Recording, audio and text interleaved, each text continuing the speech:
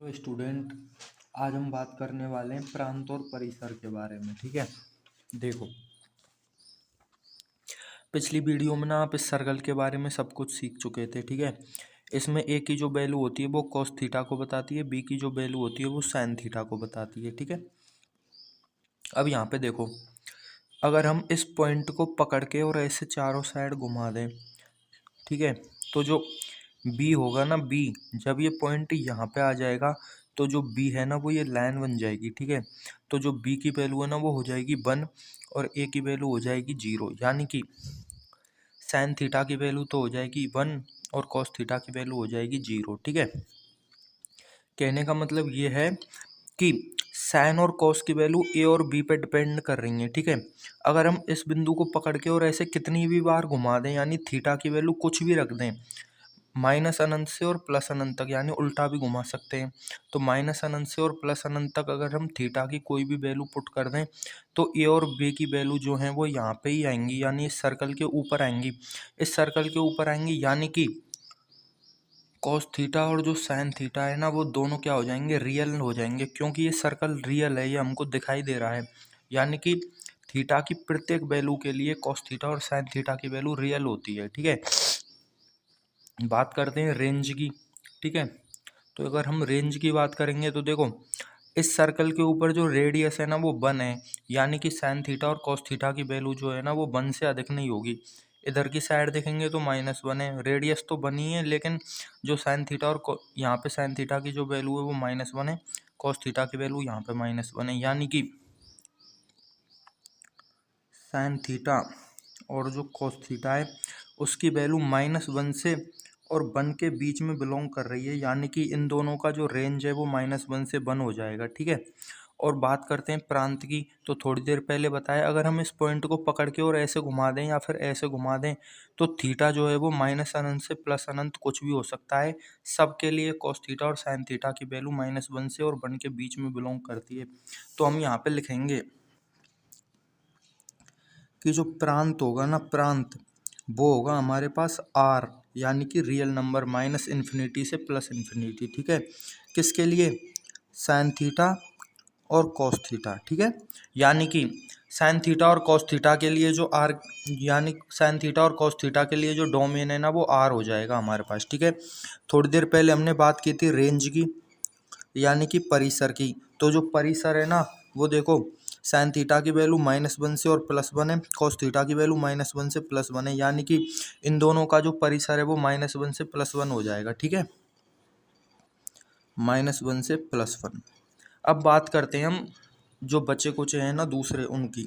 सबसे पहले हम पढ़ने वाले हैं कोसेक थीटा को, ताकि थोड़ा सरल रहे आपके लिए। ठीक है, तो बात करते हैं कोसेक थीटा की। अब हम जानते हैं यहाँ पे कि जो कोसेक थीटा होता है ना हमारा, वो होता है 1/sin थीटा।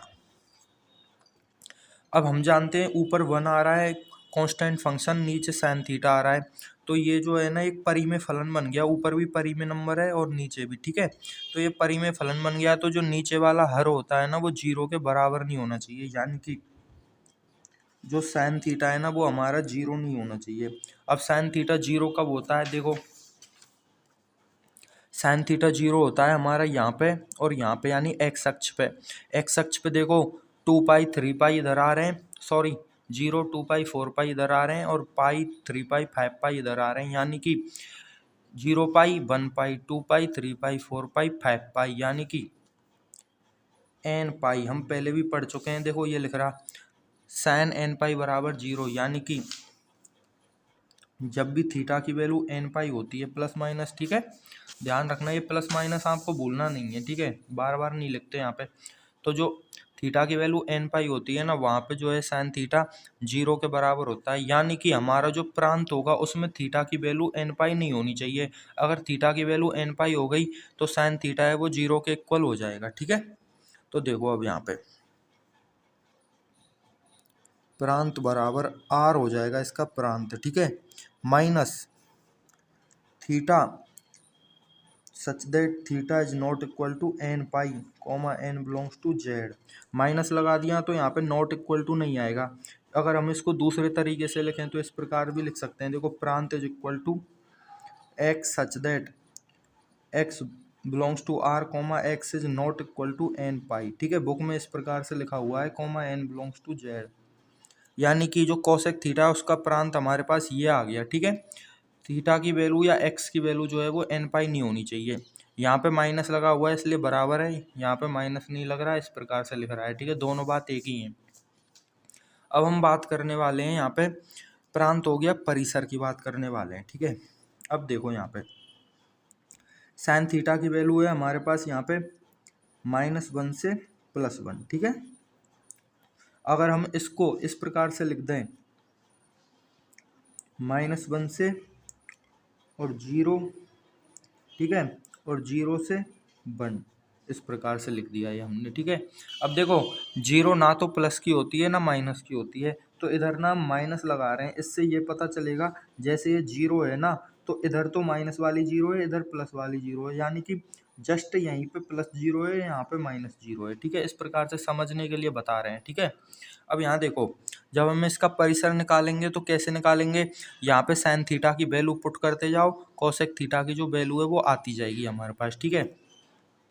जब हम -1 का 1 में डिवाइड करेंगे, ठीक है। अब देखो यहाँ पे ना थोड़ा सा आपको समझा देते हैं ताकि कन्फ्यूजन ना हो। साइन थीटा और इधर लिख देते हैं हम कोसेक थीटा, ठीक है, कोसेक थीटा। अब देखो यहाँ पे साइन थीटा की वैल्यू है -1 -0 1 और 0 और 1, ठीक है। -1 -0 0 और 1।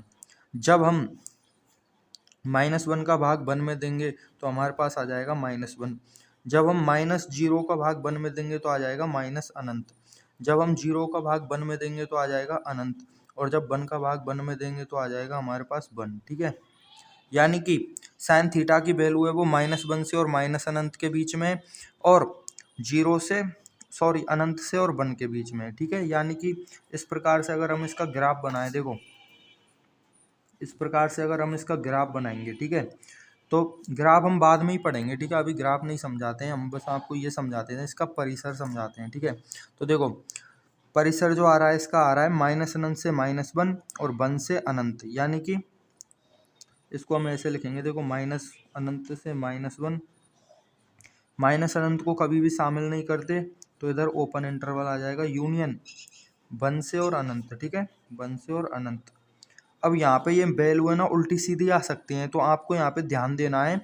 कैसे ध्यान देना है, देखो कि माइनस अनंत पहले लिखना है आपको, यानी छोटा है माइनस अनंत तो पहले लिखना है, और -1 बाद में लिखना है। दूसरी चीज़ यहाँ पे यूनियन आएगा, इंटरसेक्शन आएगा, क्या आएगा ये कैसे पता चलेगा, ठीक है।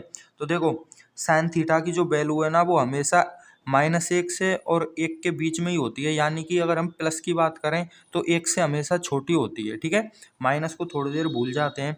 अगर हम प्लस की बात करें तो साइन थीटा की जो वैल्यू होती है वो 1 से छोटी होती है। अगर हम 1 से छोटी संख्या का भाग 1 में देंगे तो हमें 1 से बड़ी संख्या प्राप्त होगी, यानी कि 1 से और बड़ी संख्या प्राप्त होगी, यानी ये दोनों एक साथ आएंगे और ये दोनों एक साथ आएंगे, ठीक है। अब इनके बीच में हम यूनियन लगाएंगे, क्योंकि इंटरसेक्शन तो इनके बीच में कुछ नहीं है, फाई है, ठीक है। तो इस प्रकार से हम यहाँ पे जो है कोसेक थीटा का प्रांत परिसर देख सकते हैं। प्रांत तो हमने पहले ही देख लिया, ठीक है। इसको दूसरे तरीके से कैसे लिखेंगे, देखो मान लीजिए कोसेक थीटा है, इसको हमने बाई मान लिया, फंक्शन को बाई मानते हैं, बाई मान लिया इसको क्योंकि ग्राफ जो है वो बाई अक्ष पे बनाते हैं, ठीक है। अब देखो -1 से हमेशा छोटा आ रहा है, यानी बाई जो है वो हमेशा -1 से क्या आएगा, छोटा आएगा, ठीक है। और इधर देखो 1 से और अनंत आ रहा है, यानी बाई की जो वैल्यू है वो हमेशा 1 से बड़ी आएगी। बराबर का साइन इसलिए लगाया क्योंकि इधर क्लोज इंटरवल है, ठीक है।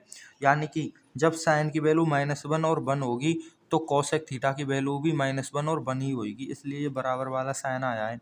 तो ये हो गया हमारा कोसेक थीटा का परिसर। अब नेक्स्ट हम पढ़ने वाले हैं सेक थीटा। देखो या फिर हम सेक थीटा के बजाय हम पढ़ लेते हैं यहाँ पे कॉट थीटा पढ़ लेते हैं, ठीक है। वो इससे मिलता जुलता है इसलिए कॉट थीटा पढ़ रहे हैं हम, ठीक है। देखो कॉट थीटा, ऊपर मैं इसको खिसका देता हूँ, बाद में ज़रूरत होगी तो ऐसे दिखा दूंगा आपके लिए, ठीक है। देखो कॉट थीटा को हम यहाँ पे क्या लिख सकते हैं, कॉट थीटा को हम लिख सकते हैं cos theta upon sine theta, ठीक है। अब यहाँ देखो ये भी एक परिमेय फलन है, तो परिमेय फलन है तो इसका मतलब क्या है कि जो नीचे वाली चीज़ है ना वो 0 के बराबर नहीं होनी चाहिए, यानी कि theta is not equal to n pi, ठीक है। अब theta is not equal to n pi यानी कि जो कॉट थीटा है उसका प्रांत हो जाएगा हमारे पास थीटा, थीटा लिख लो या एक्स लिख लो, ठीक है। Theta theta such that theta belongs to R, यानी थीटा की वैल्यू है वो प्रत्येक वास्तविक संख्या हो सकती है बशर्ते कि थीटा की जो वैल्यू है वो एन पाई के बराबर नहीं होनी चाहिए, यानी theta is not equal to n pi, ठीक है, comma theta sorry n belongs to Z, ठीक है। इस प्रकार से जो है इसका प्रांत आ जाएगा, यानी जो नीचे वाली चीज है ना वो जीरो के बराबर नहीं होनी चाहिए, बस ये आपको ध्यान रखना है, ठीक है। इतना हो गया। अब स्टूडेंट अब बात करते हैं कोसेक थीटा के सॉरी कॉट थीटा के परिसर की, ठीक है। देखो यहाँ पे हम जानते हैं, क्या जानते हैं हम, कि cos theta upon sine theta जो होता है, ठीक है, कॉस थीटा अपॉन जो साइन थीटा होता है वो हमारे पास होता है कॉट थीटा, ठीक है। कॉट थीटा होता है यानी कि कॉस में हमको साइन का भाग देना है, ठीक है। कॉस होता है आगे वाला, साइन होता है पीछे वाला, यानी कि आगे वाले में पीछे वाले का इसका भाग देना है हमको, ठीक है। तो देखो यहाँ पे अगर हम 1 में और 0 का भाग देंगे तो हमारे पास आ जाएगा अनंत। उसके बाद चलते जाओ यहाँ पे आ गए 0 में अगर हम 1 का भाग देंगे तो आ जाएगा 0, यानी कि हमारे पास आ गया 0, यानी कि 0 से लेके अनंत आ गया कि नहीं आ गया, बिल्कुल आ गया। उसके बाद इधर चलते जाओ तो यहाँ पे आएंगे, तो जब जब हम कॉस थीटा में साइन थीटा का भाग देंगे तो -1 में अगर हम 0 का भाग देंगे ना तो माइनस अनंत आ जाएगा, ठीक है, यानी कि आ गया हमारे पास माइनस अनंत। अब देखो अनंत से स्टार्ट हुआ और 0 आ गया, फिर 0 से आ गया माइनस अनंत, यानी कि अनंत से और माइनस अनंत आ गया। अब इसके अलावा तो कोई संख्या होती नहीं है वास्तविक, तो ठीक है। तो यानी कि जो कॉट थीटा है उसका जो हमारा परिसर होगा वो सभी की सभी वास्तविक संख्याएं हो जाएंगी, ठीक है। तो हम यहाँ पे लिख सकते हैं कॉस थीटा का जो परिसर है वो हो जाएगा हमारे पास माइनस अनंत से और प्लस अनंत, या फिर इसको हम लिख सकते हैं कैपिटल आर, वास्तविक संख्याओं का समुच्चय, ठीक है स्टूडेंट। अब हम नेक्स्ट हम बात करने वाले हैं कोसेक हो गया, कोट हो गया, कोसेक के बाद हम बात करने वाले हैं सेक की, ठीक है। Sec theta, sec theta, sec theta होता है हमारा 1 अपॉन कॉस थीटा। तो वही चीज करेंगे हम, क्या करेंगे देखो 1 अपॉन कॉस थीटा, यानी कि नीचे वाली चीज है वो 0 नहीं होनी चाहिए। कॉस थीटा 0 कब होता है हम जानते हैं, कब होता है जब थीटा की वैल्यू 2n+1 π/2 होती है, यानी कि π/2 का विषम गुणज होता है, यानी कि बाई अक्ष, ठीक है। यानी कि देखो π/2 का विषम गुणज है ना, यहाँ पे 1 है गुणा में 1 π/2 है ये, ठीक है, ये 3 π/2 है, ये 5 π/2 है, ये 7 π/2 है, यानी कि जब भी π/2 का विषम गुणज होगा यानी कि बाई अक्ष होगा तो हमारे कॉस की वैल्यू जो है वो 0 होगी। अब कॉस की वैल्यू 0 होती है, theta is equal to 2n+1 π/2, 2n+1 का 2n+1 का मतलब होता है विषम और π/2 का मतलब होता है 90 डिग्री, यानी कि जब भी ये संख्या होगी तो हमारा कॉस थीटा है वो 0 हो जाएगा। तो हमको तो जो है कॉस थीटा जो है वो 0 के बराबर नहीं लेना है, यानी कि थीटा जो है इसके बराबर नहीं लेना है हमको, ठीक है। बराबर लिख वो समझाने के लिए इस प्रकार लिख रहे हैं, ये चीज़ आपको लिखनी अलग से है, मतलब कि यहाँ पे हम लिखेंगे theta is not equal to 0, ठीक है। देखो यहाँ पे लिख रहा है theta is equal to n pi, तो ये चीज़ अलग लिख रही है। अगर हम इसको डायरेक्ट यहाँ से और यहाँ पे लिखेंगे ना तब ये इस प्रकार हो जाएगा, ठीक है। तो वो थोड़ा लिखने का अंतर है, आपको कंफ्यूज नहीं होना है। कहने का मतलब है कि थीटा की वैल्यू 2n+1 π/2 हमको नहीं लेनी है, ठीक है। तो हम यहाँ पे देखो क्या लिखेंगे कि सेक थीटा का जो प्रांत है वो हो जाएगा R minus theta such that theta is not equal to 2n+1 π/2 और n बिलोंग्स टू जेड, ठीक है। ये हो गया हमारा प्रांत। इसको दूसरे तरीके से ऐसे भी लिख सकते हैं, देखो x such that x belongs to r comma x is not equal to 2n plus sorry यहाँ पे बराबर आएगा, माइनस होता है तो बराबर आता है, ठीक है। ये थोड़ी गलती हो गई, सॉरी, ठीक, x is not equal to 2n+1 π/2, ठीक है, और n बिलोंग्स टू z, इस प्रकार से भी लिख सकते हैं। ये हो गया हमारा प्रांत सेक थीटा का। बात करते हैं सेक थीटा के परिसर की, तो वही सेम चीज करेंगे। अब यहाँ पे देखो स्टूडेंट, आप सेक थीटा बराबर होता है 1 अपॉन कॉस थीटा, ठीक है, 1 अपॉन -1 से लेकर के और +1 तक, ठीक है। यानी कि कॉस थीटा की जो वैल्यू है ना वो -1 से और +1 के बीच में है। यानी कि अगर हम माइनस वाले को थोड़ी देर के लिए भूल जाते हैं तो हम बोलेंगे कि 1 से छोटी है, ठीक है, 1 से छोटी है। या फिर हम इसको इस प्रकार भी लिख सकते हैं, देखो -1 से और माइनस के 0, ठीक है। अब नीचे 0 तो हो नहीं सकता तो इधर ओपन ब्रैकेट आएगा, ठीक है, यूनियन ओपन ब्रैकेट 0 से और 1। अब देखो जब भी हम एक से छोटी संख्या का भाग एक में देते हैं, एक से छोटी संख्या का भाग एक में देते हैं तो एक से बड़ी संख्या ही हमें प्राप्त होती है। यानी कि y is greater than equal to 1। एक से छोटी संख्या, सॉरी ये भी एक से बड़ी संख्या है, -1 से बड़ी संख्या है, ठीक है, -1 से बड़ी संख्या है और 0 के बीच की संख्या है। अगर हम इसका भाग अगर एक में देंगे ना तो हमारे पास आ जाएगा यहाँ पे -1 से जो है y इज लेस देन -1, इस प्रकार से आएगा। यानी -1 से छोटी संख्या प्राप्त होगी हमें, ठीक है, इस प्रकार से यहाँ पर आ जाएगा। अब ये बराबर का चिन्ह इसीलिए आया है इसलिए, ठीक है। तो ये हो गया हमारे पास सेक थीटा का परिसर। अब बात हम करते हैं, एक और बच रहा है, कौन सा बच रहा है, टेन बच रहा है, टेन थीटा, ठीक है। तो टेन थीटा का अगर हम प्रांत निकालेंगे तो देखो टेन थीटा होता है हमारे पास sine theta upon cos theta. तो कॉस थीटा है वो 0 के इक्वल नहीं होना चाहिए, तो कॉस थीटा 0 के इक्वल नहीं होना चाहिए यहाँ पे। तो प्रांत जो है वो सेम टू सेम ऐसा ही आ जाएगा, ठीक है। बात करते हैं परिसर की, परिसर की तो हमने थोड़ी देर पहले ही पढ़ा था, देखो थोड़ी देर पहले ही पढ़ा था, देखो ये रहा, टेन थीटा होता है हमारा साइन थीटा बटे कॉस थीटा, ठीक है। यानी कि बी है ना, बी वो तो साइन थीटा है, ए वो कॉस थीटा है, यानी बी में ए का भाग देना है।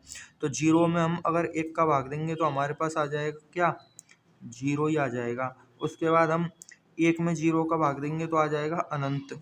उसके बाद हम -1 में 0 का भाग देंगे, सॉरी 0, यहाँ पे एक बार फिर से देख लेते हैं, शायद गलती हो गई है।